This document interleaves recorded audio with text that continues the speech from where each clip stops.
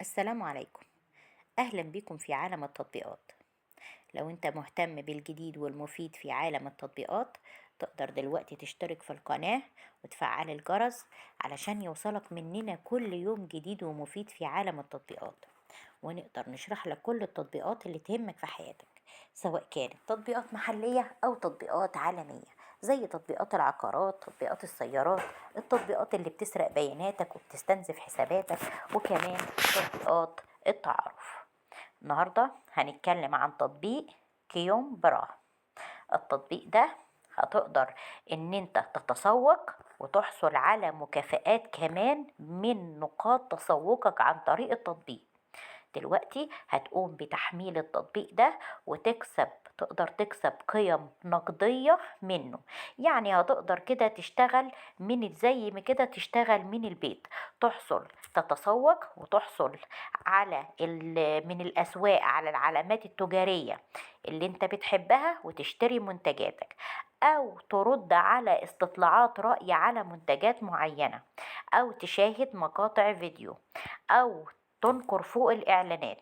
كل ده من خلال تثبيت التطبيق على هاتفك. هتقدر ان انت تتابع الحملات الخاصة بالعلامات التجارية وتقول رأيك فيها، وكمان تطلبها من عن طريق التطبيق، وبعد ما تطلبها كمان هتوصلك لحد باب البيت. ده غير ان انت هتحصل على خصومات وهتحصل على عروض في شرائك للمنتجات دي. نقاط البيع والتفاصيل الأخرى اللي هتكون في الحملة هتلاقيها موجودة لما تقوم بتحميل التطبيق. كل اللي عليك ان انت تلتقط صورة لإيصالك وترسلها ان انت اشتريت من عن طريق التطبيق، وترسلها في التطبيق. هيوصل لك تلقائي الجايزة اللي انت فزت بيها بعد اشتراكك في الحملة، او استطلاعك للرأي، او شرائك عن طريق التطبيق.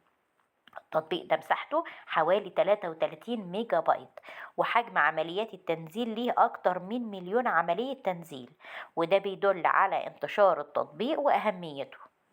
أتمنى أكون وصلت التطبيق ده بشكل سهل وبسيط، وياريت بعد تحميل التطبيق كل واحد يقول رأيه في التعليقات، سواء كانت تعليقات إيجابية أو تعليقات سلبية. دلوقتي اشترك في القناة وفعل الجرس علشان يوصلك مننا كل يوم جديد ومفيد في عالمنا، عالم التطبيقات. أو اتواصل معانا على صفحتنا، صفحة مراجع برامج على الفيسبوك.